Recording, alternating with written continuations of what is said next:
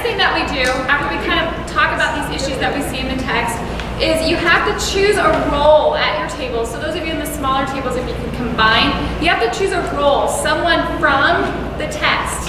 And it's usually better if you choose the person you least identify with. Okay? So somebody at the table should be the author, which is the mom, Victoria Register Freeman. Somebody should be Rhett or Robert or both if you have enough people, the honks. And then you can have as many Shauna, Tiffany, Kendra, Kimberly, Bonnies as you would like to, the handmaidens. And what's really an interesting thing to throw in there is the dad, the father of Rhett and Robert, who's referred to only once. Okay? So, amongst yourselves, decide which role you want to take on. We don't have a lot of time left, and so what I want to do is just have you go through one of these drama strategies.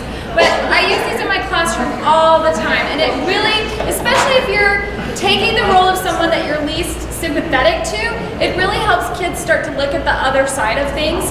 And so we're going to just do one of these in our tables, and then we'll be finished. But I'm going to tell you about the others just so that you know what I've done with my students. And we did have some time to do these with the other Boise group, which was pretty comical.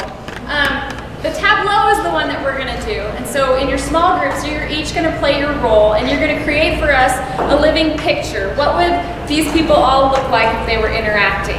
Okay, so you're going to do that with your small group.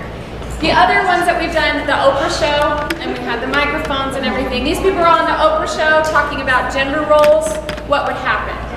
We just don't have enough time to do all this justice. So the Jerry Springer show, we had some really interesting stuff last time we did that one. What conflicts are there that you can capitalize on? And what I thought was really interesting in most of the presentations is that the author is kind of bitter and angry about a lot of things, and she does not come off well in most of the presentations. The next one was totally a my bad because I said, oh, an episode of This American Life, assuming everyone knows This American Life, because I listened to it, so that was a big mistake.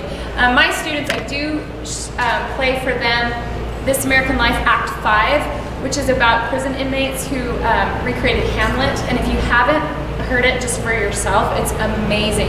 And they always go, what are we listening to? This is pretty cool. So it kind of exposes them to public radio, which I feel this passion to do, I guess. But giving them some context so they know what This American Life is, and it's just a snapshot on a radio show of what our lives are like in our country today. And then talk radio, you have people call in.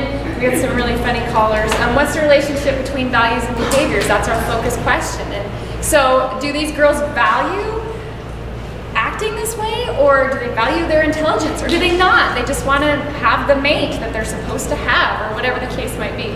So it brings up some really complex issues and things that kids can talk about, and how our values and our behaviors sometimes don't jive. Like, we say we believe one thing, but do we act that way?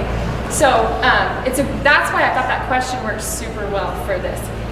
So what we're going to have you do, I'm going to give you about 7 minutes, and in your group I want you to create a tableau of these people if they were interacting together, and then we'll have you come up and just show those, and then we'll be finished. And then she's waiting on her little girl to just come over. I'm ignoring her. Googling her.